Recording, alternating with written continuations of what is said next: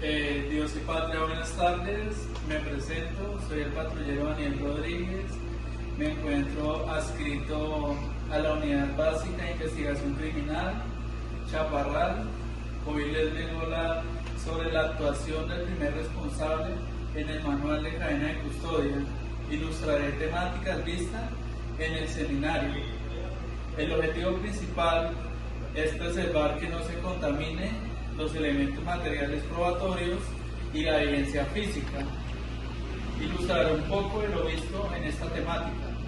Desde la aparición del decreto 786 de 1990, en su artículo 13, el concepto de cadena de custodia lo asociaron para la autenticidad de los elementos materiales probatorios y evidencia física, porque en los años 70 y 80 sucedía el cambio de estos elementos por la corrupción del narcotráfico. En el año 2000, con la ley 600, introducen el artículo 288, la referencia en materia penal, delegando al fiscal general de la Nación para que reglamente, diseñe y controle la cadena de custodia. En el año 2002, mediante la resolución 01890 del 5 de noviembre, el fiscal general de la Nación diseñó, aplicó y reglamentó la cadena de custodia, estableciendo responsables y lineamientos.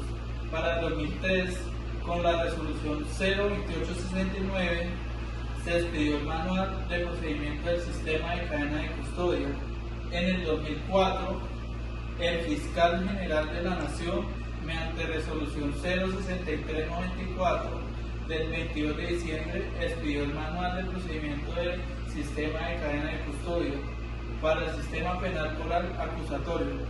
En el 2016 se emitió el manual de corta vigencia con la resolución 01874 de junio 11 y el 11 de julio con la resolución 02369 se expide la versión actualizada del mismo manual, el cual entró en vigencia el 1 de agosto del 2016.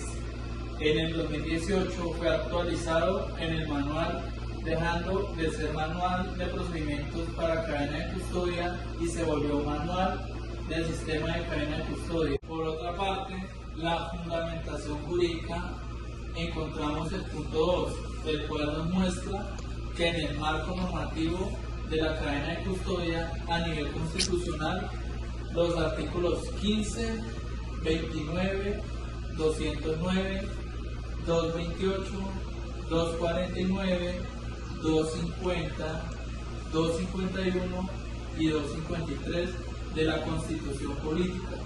A nivel de decreto, encontramos el decreto de ley 786 del año 1990, el decreto de ley 2535 del año 1993, el decreto de ley 016 de 2014, el decreto de ley 098 del año 2017. A nivel de resolución, encontramos la resolución 2835 del año 2005, la resolución 1900 del año 2006, la resolución 2450 del año 2006, la resolución 00135 de febrero 9 del 2018, la resolución 00135 del febrero 9 del 2018, la resolución 000606 del 5 de septiembre del año 2006, la resolución 000609 del 7 de septiembre del año 2006. Por parte, mediante acuerdo del Consejo Nacional de Policía Judicial, encontramos el acuerdo 002 del año 1999, el acuerdo 001 del año 2017, el acuerdo 002 del año 2017 y el acuerdo 001 de abril 18 del 2018. Y por otra parte, de Mindefensa, la Directiva Permanente 21 del año 2009. Por parte del elemento material probatorio, se entiende que es cualquier objeto, instrumento o medio de conocimiento. También sirve para demostrar la verdad de los hechos y se somete a la cadena de custodia. Ejemplos de eso son huellas, marcas, rastros de origen físico, químico, biológico o eléctrico. Pueden ser percibidos por sentidos o mediante tecnología forense. Por otro lado, en evidencia física se refiere a los vestigios o elementos que no son necesariamente perceptibles por los sentidos y son recolectados por la policía judicial, defensa o el ente acusador. Ante el análisis de esta evidencia física, da lugar o elementos materiales probatorios, por ejemplo, un arma encontrada en un lugar de los hechos es evidencia física. Por otra parte, de la conceptualización de la cadena de custodia es un proceso continuo y documentado que garantiza la autenticidad e integridad de los elementos materiales probatorios y evidencias físicas, desde su recolección hasta su disposición final. Hablando por otro lado de los requisitos de validez, encontramos que son hallazgo de recolección, embalaje, transporte, análisis y almacenamiento.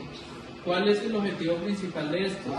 Preservar la autenticidad y capacidad demostrativa a efectos de aportar suficientes elementos de convicción a las autoridades competentes para su valoración probatoria.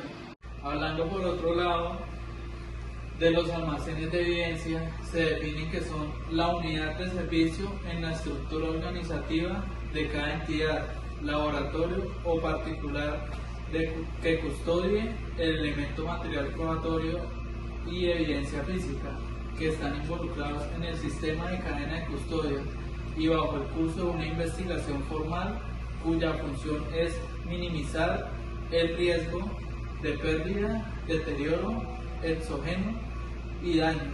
Por otro lado, los tipos de almacenes son almacén de evidencia general, almacén de evidencias satélite, almacén de evidencias transitoria, almacén de evidencias armerillo, unidad de recepción de los elementos materiales probatorios y evidencia física, almacén de evidencias particular. Hablando ya de los lineamientos para la inspección al lugar de los hechos o lugares distintos, están orientados a la protección, búsqueda, fijación y recolección de los elementos materiales probatorios y evidencia física, que permite garantizar su autenticidad y capacidad demostrativa mediante la aplicación del sistema de cadena de custodia. ¿Cuáles son los lineamientos para la inspección al lugar de los hechos? 1. Conocimiento, confirmación y verificación del hecho punible. 2. Aseguramiento del lugar de los hechos o lugar distintos. 3. Observación, análisis y valoración del lugar de los hechos o lugares distintos. 4. Fijación y documentación del lugar de los hechos. 5. Recepción, embalaje y rótulo de los elementos materiales probatorios y evidencia física.